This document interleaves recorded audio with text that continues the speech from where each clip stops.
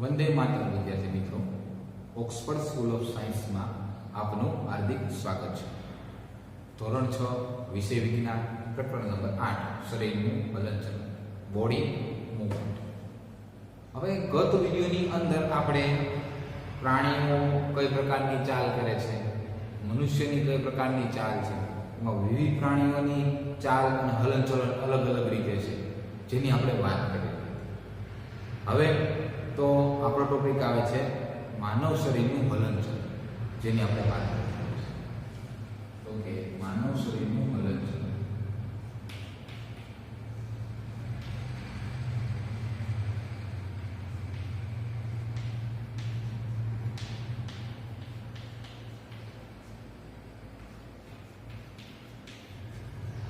તો માનવ શરીરના હલનચલનમાં પ્રાણીઓની વાત તો કરવાની છે, કઈ રીતે હલનચલન થાય.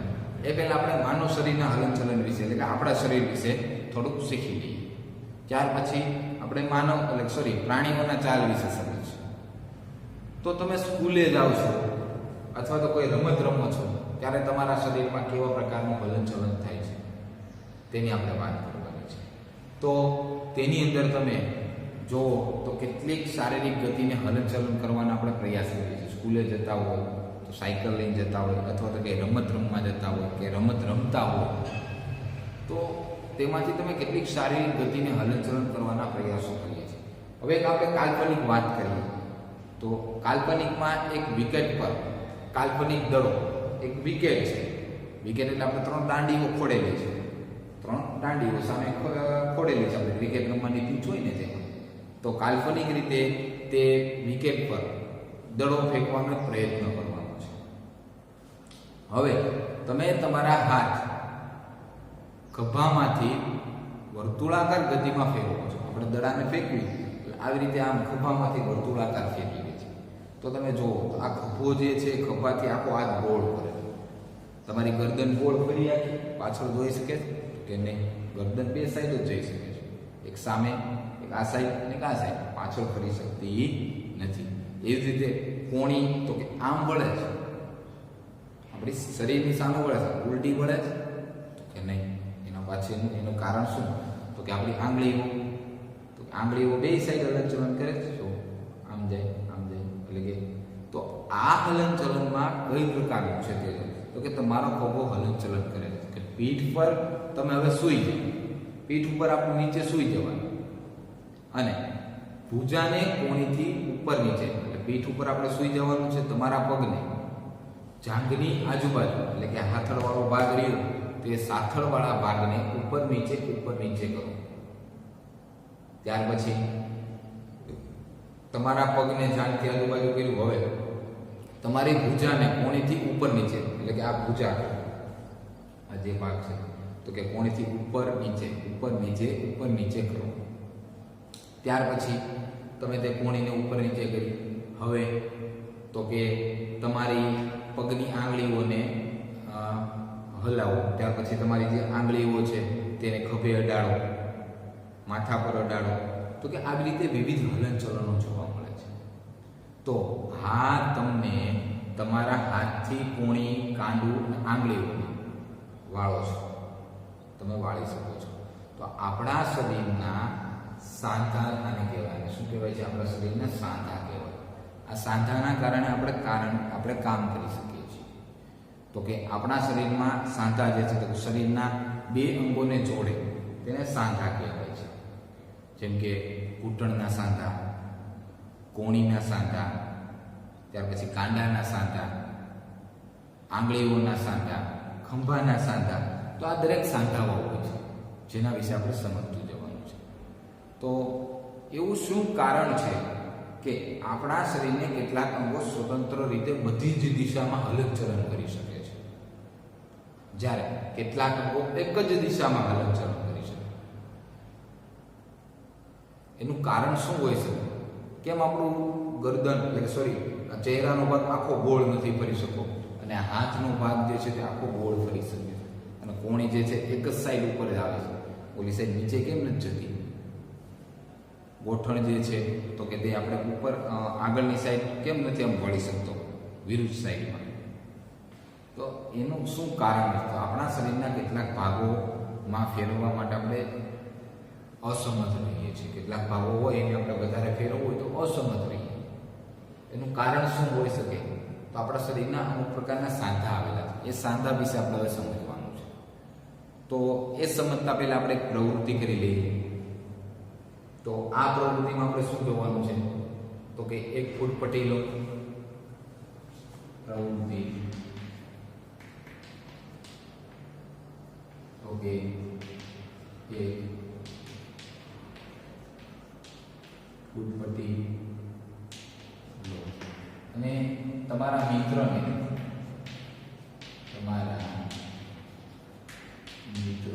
હાથ સીધો રાખી ઊભું રહેવાનું કહો. હાથ સીધો રાખી ઊભા રહેવાનું કહો.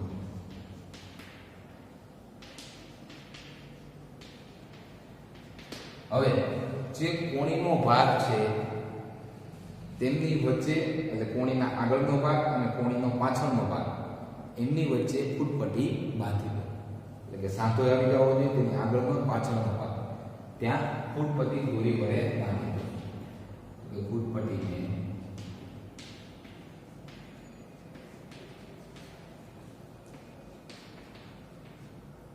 દોરી વડે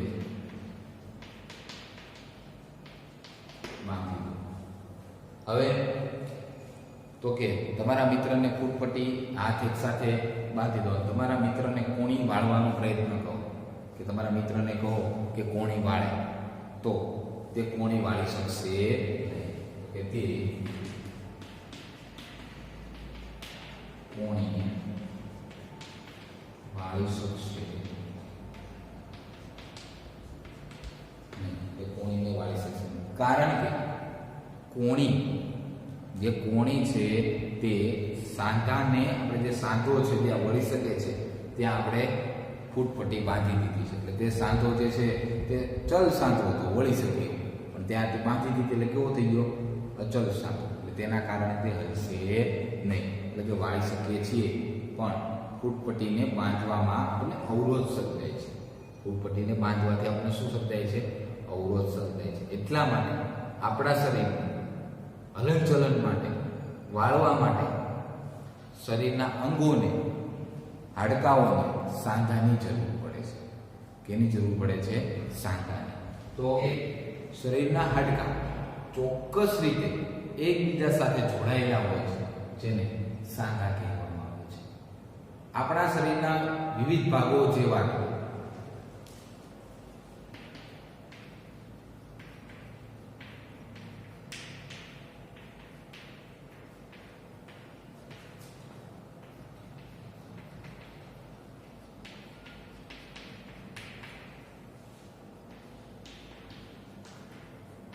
આપણા શરીરના વિવિધ ભાગો જેવા કે ખોપરી, હાથ, પગ, ત્યાર પછી છાતીનું પિંજરું વગેરે એકબીજા સાથે જોડાયેલા સાંધા છે. પહેલા તો ખોપરી, હાથ, પગ, ત્યાર પછી છાતીનું પિંજરું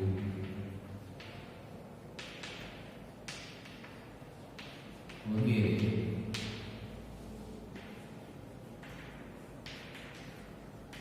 એકબીજા સાથે જોડાયેલા સાંધા છે. આવા જે સાંધાઓ છે તે એકબીજા સાથે જોડાયેલા ખરેખર સાંધા છે. તો એકબીજા સાથે જોડાયેલા સાંધા રચે છે. અને આનું શું કારણ હોઈ શકે છે કે આપણે આપણા શરીરને સ્વતંત્ર સ્વરૂપે બધી દિશામાં ફેરવી શકીએ છીએ, જ્યારે કેટલાક અંગને એક જ દિશામાં ફેરવી શકીએ છીએ? આનું કારણ એવું શું હોઈ શકે?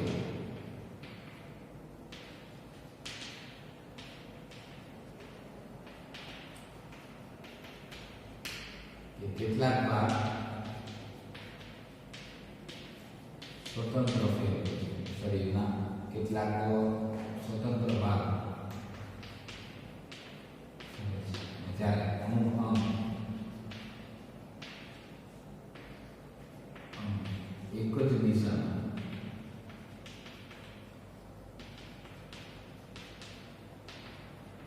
અમુક અંગ જે હોય છે તે એક જ દિશામાં ફરે છે.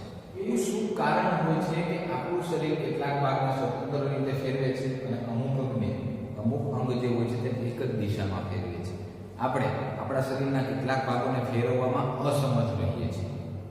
તો વિવિધ સાંધાઓને લીધે આપણે આપણા શરીરના દરેક ભાગને શું કરીએ છીએ? વાળી શકીએ છીએ. તો કે વિવિધ સાંધાના લીધે દરેક ભાગને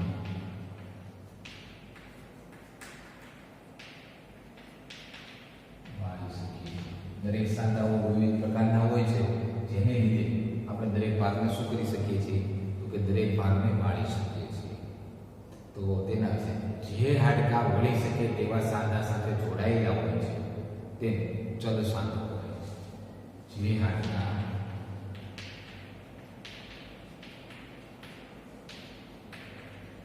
વળી શકે તેવા સાંધા સાથે જોડાયેલા હોય છે તેને ચલ સાંધા.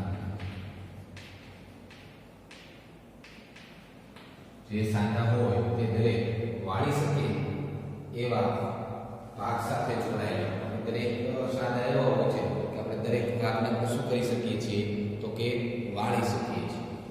તો કે જે સાંધાને આપણે જોડાયેલા છે તેને આપણે વાળી શકીએ છીએ એવા સાંધાને ચલ સાંધા કહેવામાં આવે છે. ઉદાહરણ તરીકે તમને કહું તો કે કોણી, ઘૂંટણ, ખભા આગળનો ભાગ. ઉદાહરણ તરીકે કોણી, ઘૂંટણ અને ખભા આગળનો. તો આ ચલ સાંધાની વાત છે.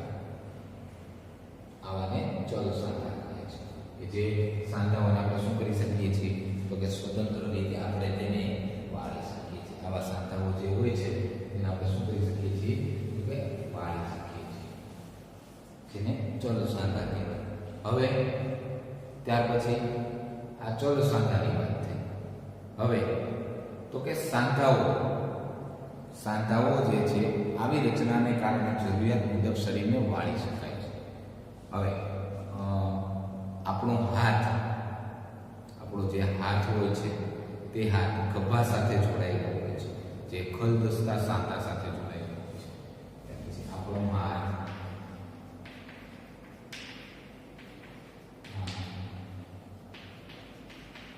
ખભા સાથે જોડાયેલો હોય છે, જેમાં ખલદસ્તો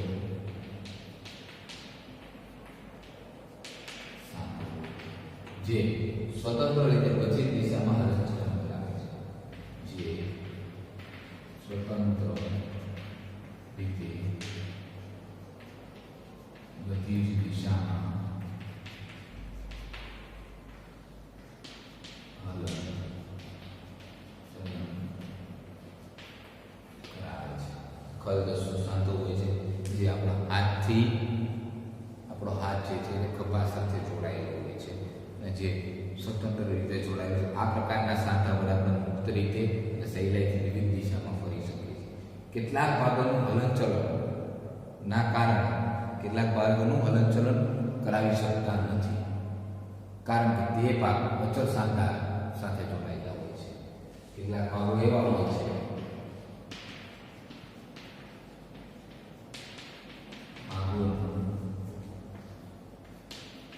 હલનચલન કરાવી શકતા નથી, કારણ કે ત્યાં એવો સાંધો હોય છે અચળ સાંધો. જ્યાં અચળ સાંધો હોય ને ત્યાં આપણે હલનચલન કરી શકતા નથી. ત્યાર પછી આપણા કોણીના ભાગમાં જે ભાગ છે તે સ્વતંત્ર રીતે હલનચલન એટલે કે એક જ દિશામાં હલનચલન કરે છે ત્યાં બીજા સાંધો આવેલો હોય છે. તો પહેલા તો આપણે જોયું કે ચલ સાંધો કોને કહેવાય, પછી ચલ સાંધો કોને કહેવાય, હલદસ્તો સાંધો કોને કહેવાય, બીજાગ્રા સાંધો કોને કહેવાય. આ તો ખાલી સાંધાઓ વિશે માહિતી આપી. હવે દરેક સાંધાઓ વિશે આપણે પ્રવૃત્તિ કરી સમજતું જવાનું. ઉદાહરણ તરીકે કે નેક્સ્ટ વિડીયોમાં ખલદસ્તો સાંધો આપણે તેના વિશે સમજશું. Thank you. મૂવમેન્ટ્સ. પ્રાણીઓમાં હલનચલન પર ધ્યાન આપતા અગાઉ ચાલો આપણા શરીરમાં કેટલાક હલનચલનને ધ્યાનપૂર્વક જોઈએ. શું તમને સ્કૂલમાં શારીરિક કસરત કરતી વખતે આનંદ આવે છે?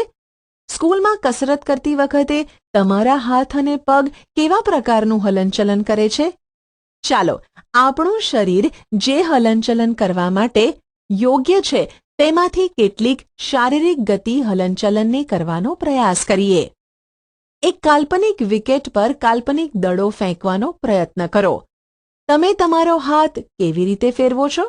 શું તમે તમારા ખભાથી વર્તુળાકાર ગતિમાં ફેરવો છો? શું તમારો ખભો પણ હલનચલન કરે છે? પીઠ પર સૂઈ જાઓ તથા તમારા પગને જાંઘની આજુબાજુ ફેરવો. તમારી ભુજાને કોણીથી ઉપર નીચે કરો. તેવી જ રીતે પગને ઘૂંટણથી વાળો. તમારા હાથને તમારી પાર્શ્વ બાજુમાં સીધો ખેંચો. ભુજાને વાળીને આંગળીઓથી ખભાને અડવાનો પ્રયાસ કરો. તમે તમારા હાથનો કયો ભાગ વાળ્યો? હાથને સીધો ખેંચીને નીચેની તરફ નમાવો. શું તમે આવું કરી શકો છો? તમારા શરીરના વિવિધ ભાગોને હલનચલન કરાવવાનો પ્રયત્ન કરો અને તેના તારણો કોષ્ટક 8.2માં નોંધો. શું કારણ છે કે આપણે શરીરના કેટલાક અંગોને સ્વતંત્ર સ્વરૂપે બધી દિશામાં ફેરવી શકીએ છીએ, જ્યારે કેટલાક અંગોને એક જ દિશામાં ફેરવી શકીએ છીએ? આપણે આપણા શરીરના કેટલાક ભાગોને ફેરવવા માટે શા માટે અસમર્થ રહીએ છીએ? પ્રવૃત્તિ 1. એક ફૂટપટ્ટીને તમારા હાથ પર આકૃતિ 8.1માં દર્શાવ્યા પ્રમાણેની સ્થિતિમાં રાખો, જેનાથી તમારી કોણી ફૂટપટ્ટીની મધ્યમાં રહે. તમારા મિત્રને ફૂટપટ્ટી તથા હાથને એક સાથે બાંધવાનું કહો.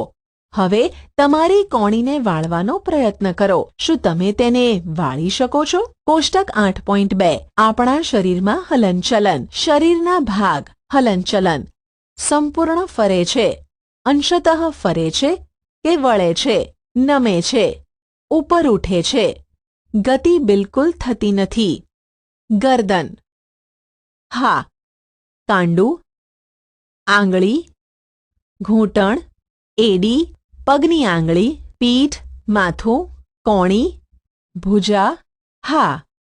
શું તમે ધ્યાન આપ્યું છે કે આપણે શરીરના વિભિન્ન ભાગોને એ સ્થાનેથી વાળી અથવા ફેરવી શકીએ છીએ જે સ્થાને બે ભાગો એકબીજા સાથે જોડાયેલા હોય છે?